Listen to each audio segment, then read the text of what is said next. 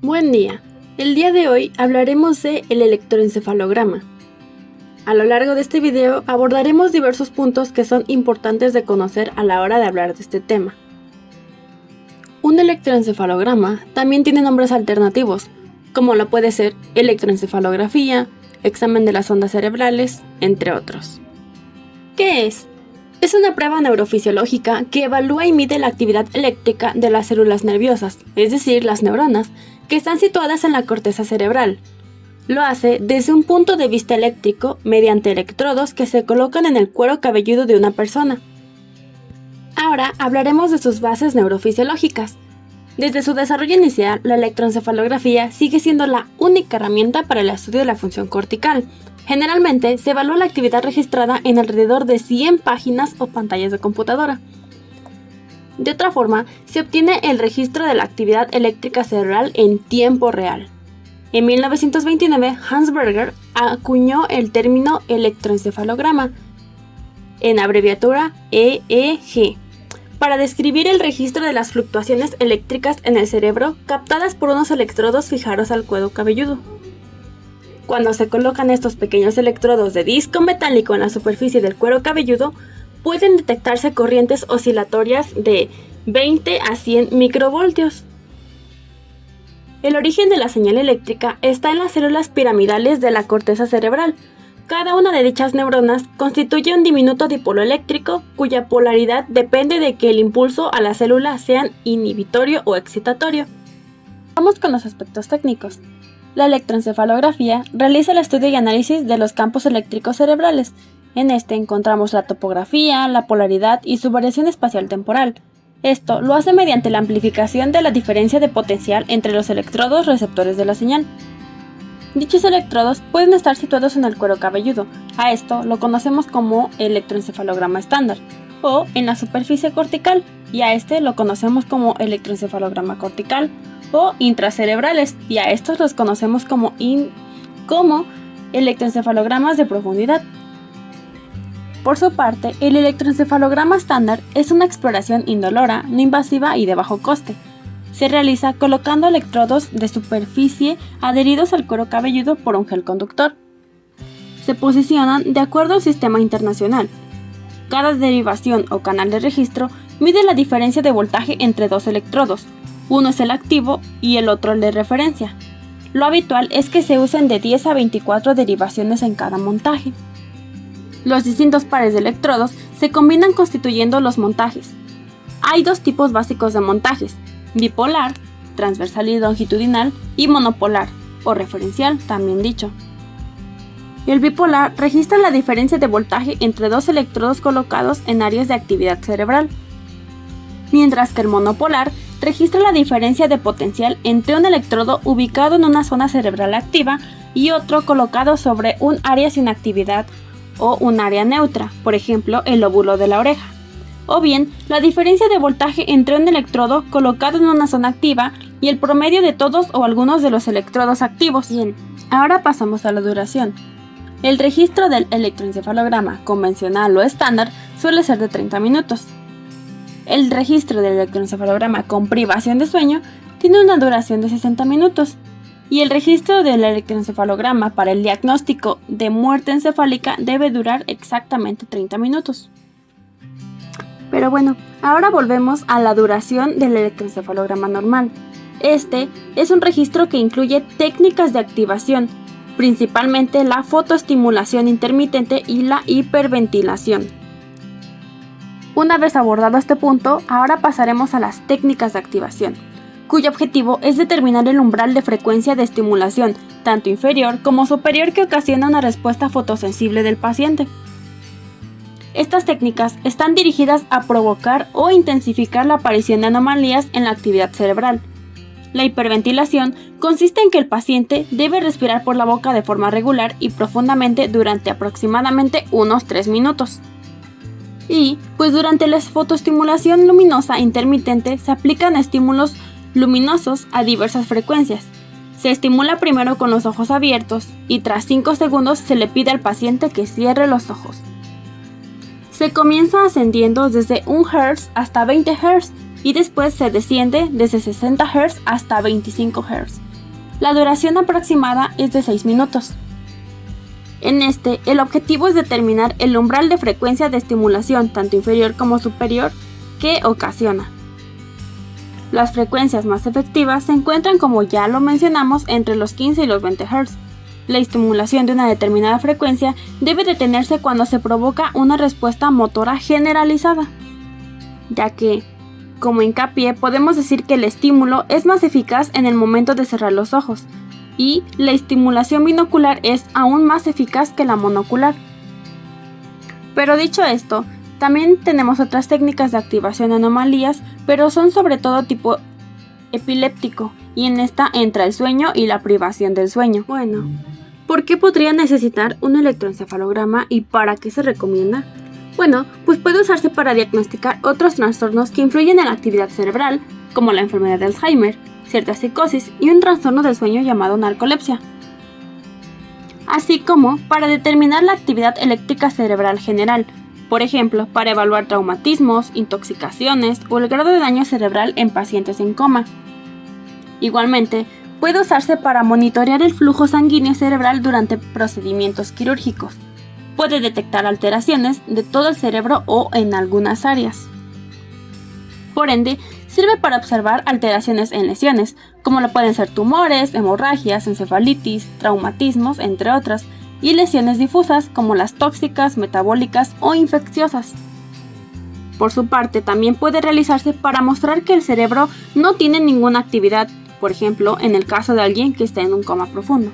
Asimismo, puede servir cuando se trata de determinar si una paciente tiene muerte cerebral, pero no puede utilizarse para medir la inteligencia. Es uno de los estudios principales para diagnosticar la epilepsia, puesto que servirá para saber si es generalizada, ya que las ondas cerebrales anormales pueden aparecer ya sea en los 2 hemisferios y en los 4 lóbulos. En fin, el electroencefalograma también sirve para detectar múltiples trastornos cerebrales, como estatus epiléptico no convulsivo o convulsivo, pseudocrisis, síndrome de Lennox-Gastaut, es decir, un tipo de epilepsia infantil, síndrome de West, que es una encefalopatía epiléptica que se inicia en el primer año de vida, epilepsia rolándica, que es una epilepsia focal infantil, encefalopatías de cualquier origen, ya sea metabólico, infeccioso o tóxico, encefalitis herpética, que es una grave infección del sistema nervioso central,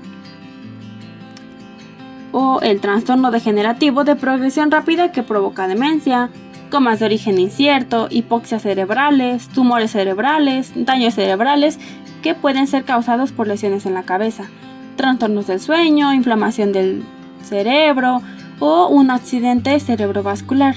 Así como también se realiza para el diagnóstico de la muerte encefálica, y esta suele confirmarse por medio de un electroencefalograma plano. Por su parte, también puede ayudar a determinar la localización y la gravedad de las crisis epilépticas. El electroencefalograma continuo se usa para ayudar a determinar el nivel adecuado de anestesia para una persona que se encuentra en un coma inducido por medicamentos.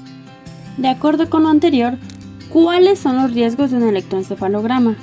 Bueno, pues el electroencefalograma se usa desde hace muchos años y se considera un procedimiento seguro y no invasivo, ya que los electrodos que registran la actividad no producen ninguna sensación.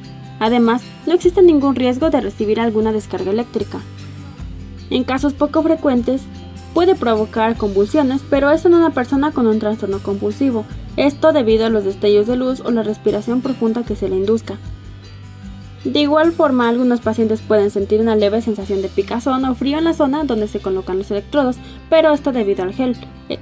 Igualmente es temporal y no causa daño alguno permanente. Sin embargo, hay ciertos factores o estados que pueden interferir con la lectura o la realización de un electroencefalograma. Por ejemplo, el nivel bajo de azúcar en la sangre, luces, especialmente si son intermitentes, movimientos corporales u oculares, ciertos medicamentos como sedantes o el cabello graso o uso de laca para el cabello. A continuación hablaré de cómo prepararse para un electroencefalograma. Bueno, pues entre los puntos tenemos primeramente tomar la medicación habitual sin cambiar la frecuencia ni la dosis, evitar introducir nuevos medicamentos, evitar el consumo de drogas, exceso de alcohol o incluso el exceso de cafeína o el consumo de cafeína. También se recomienda lavarse el cabello la noche anterior al día del estudio, pero sin utilizar ningún tipo de cosmético para este. Igualmente, se debe informar a su proveedor de atención médica sobre todos los medicamentos o suplementos que esté tomando. De igual forma, se deben seguir las indicaciones sobre reducir la cantidad de horas que se duerme en la noche anterior al estudio, ya que en algunos casos es necesario dormir durante el procedimiento. Si el electro se realiza mientras duerme, a los adultos no se les permite dormir más de 4 o 5 horas en la noche anterior al estudio y a los niños no se les permite dormir más de 5 a 7 horas la noche anterior. Y, por si había dudas, ¿qué sucede ante un electroencefalograma? Bueno, pues antes de la prueba, el técnico medirá la cabeza del paciente y marcará la superficie del cuero cabelludo con un lápiz especial de punta gruesa en unos puntos correctos para indicar dónde deben colocarse los electrodos. También se aplicará un gel sobre el cuero cabelludo para colocar los electrodos junto con una pasta conductora para que se adhieran de una forma correcta y mejorar la calidad del estudio. Durante la prueba, los electrodos se conectan a cables conductores a la caja de entradas que amplifica la señal de ondas y se realiza el registro. Continuando con las dudas, ¿qué sucede después de un electroencefalograma? Bueno, pues una vez realizado el estudio, se quitan los electrodos y se lava el adhesivo de los electrodos con agua tibia, acetona o algún tipo de líquido. En algunos casos es posible que deba volver a lavarse el cabello por si lo siente pegajoso. Por su parte, si tomó sedantes para el estudio, posiblemente se le indique que descanse hasta que desaparezca su efecto. Igualmente, es posible que la piel donde se colocaron los electrodos tenga irritación o enrojecimiento, pero igualmente desaparecerán al cabo de un momento o horas. Su proveedor de atención médica le informará cuándo podrá volver a tomar los medicamentos que suspendió o comenzó a tomar para el estudio. Y ahora, ¿cómo se realiza? Pues, para poder realizar un electroencefalograma se necesita material adecuado y un técnico experto en la técnica. El material consiste en cinta métrica, lápices de colores de punta gruesa, bastoncillos o cotonetes, electrodos de superficie, pasta lavadora del cuero cabelludo, pasta conductora, gasas o una caja de entradas a un amplificador de la señal y el aparato digital de adquisición y revisión del registro. Los electrodos deben ser colocados de tal modo que permitan registrar la actividad eléctrica de manera eficiente y con el mínimo de distorsión. Estos se colocan de forma que no causen dolor ni se desplacen durante la prueba, ya que deben colocarse cubriendo todas las regiones de la corteza cerebral y la línea media. Para garantizar que los electrodos se encuentren en las áreas anatómicas en posición correcta y simétrica, la colocación requiere alrededor de 15 o 30 minutos. Por ejemplo, se coloca un electrodo en cada lóbulo de la oreja y en los lados de los ojos, que permitirá realizar un electrooculograma para valorar también el estado de la retina, ya que es muy útil que el registro del electroencefalograma se encuentre sincronizado con un registro audiovisual para detectar conductas anormales.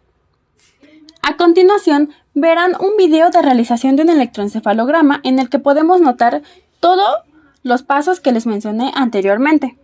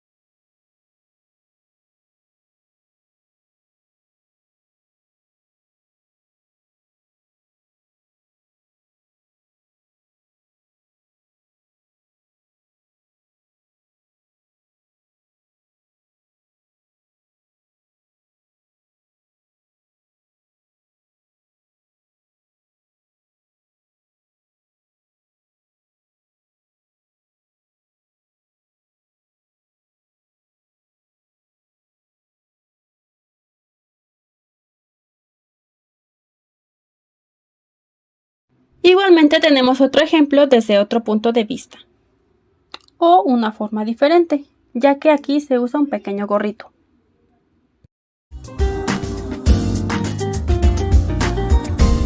En el siguiente vídeo vais a ver cómo se realiza un electroencefalograma. Es una técnica indolora para diferentes enfermedades del sistema nervioso central.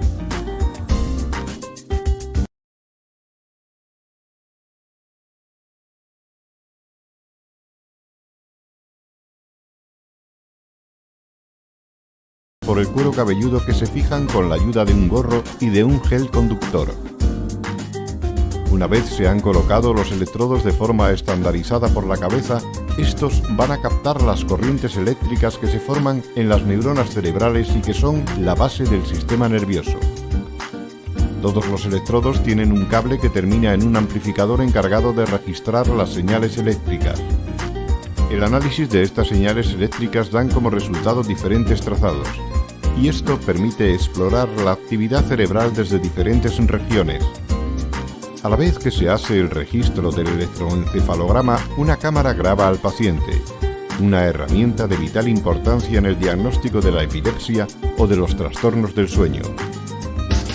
No es necesaria ninguna preparación especial por parte del paciente, tan solo debe evitar bebidas con cafeína de 8 a 12 horas antes de la prueba y el uso de geles, espumas y otros productos del cabello que puedan interferir en la transmisión de las corrientes bioeléctricas. Tampoco ha de suspender la medicación ni acudir en ayunas. Solo debe avisar al médico si toma medicación antiepiléptica. La prueba se suele realizar en reposo, de manera que una vez colocados los electrodos, el paciente cierra los ojos y se relaja. Pero en ocasiones se debe hacer sin dormir. En la realización de un electroencefalograma se hace la fotoestimulación para ver el comportamiento del cerebro ante estímulos luminosos intermitentes, como en el estudio de la epilepsia. Los estímulos pueden provocar una alteración de la actividad cerebral. En algunos casos de pacientes epilépticos, la prueba puede desencadenar una crisis. Bien, pues ahora visto estos videos, vamos a abordar la técnica. Después de la preparación cuidadosa de la piel del cuero cabelludo para garantizar un buen contacto, pudimos notar que se fijan los electrodos conforme el Sistema Internacional de Colocación de Electrodos, en el que el cuero cabelludo se divide en una rejilla, justo como podemos ver en la imagen del video que les estoy mostrando. Cada uno de los electrodos colocados permite registrar preferentemente una superficie cortical de aproximadamente 6 centímetros cuadrados.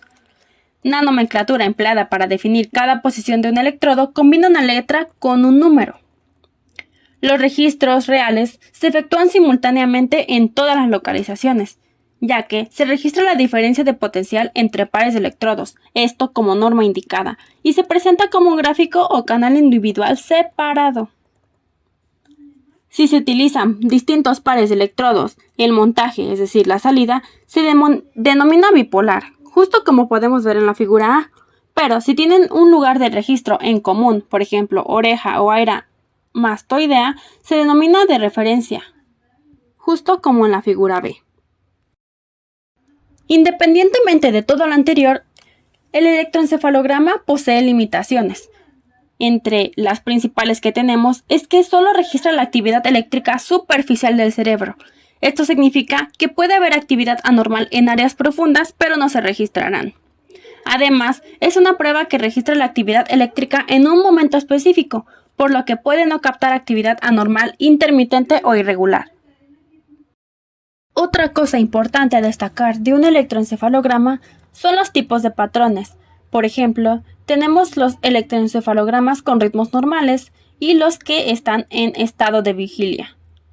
El electroencefalograma presenta cambios destacables tanto en estado de alerta como durante las diferentes fases del sueño. Cada uno de estos patrones es específico y se debe tomar en cuenta a la hora de interpretarlo. El estudio de un electroencefalograma de rutina incluirá los registros tomados durante el estado de vigilia y durante las fases iniciales del sueño, ya que determinadas anomalías solo pueden detectarse en la parte del sueño del registro. En estado de vigilia consciente, como podemos ver en la figura A, el patrón se describe como desincronizado, ya que las ondas son muy irregulares, es decir, se ven ondas beta que se caracterizan por una amplitud baja y una frecuencia alta. La frecuencia de fondo suele situarse en alrededor de 9,5 Hz. En las regiones craneales anteriores puede superponerse una frecuencia beta superior a 14 Hz. En estado de relajación, con los ojos cerrados, aparecen ondas rítmicas en la frecuencia alfa, es decir, de 8 a 14 Hz, denominadas ritmo alfa, que se distinguen por un aumento y una disminución que siguen un ritmo sinusoidal, justo como podemos ver en la figura B.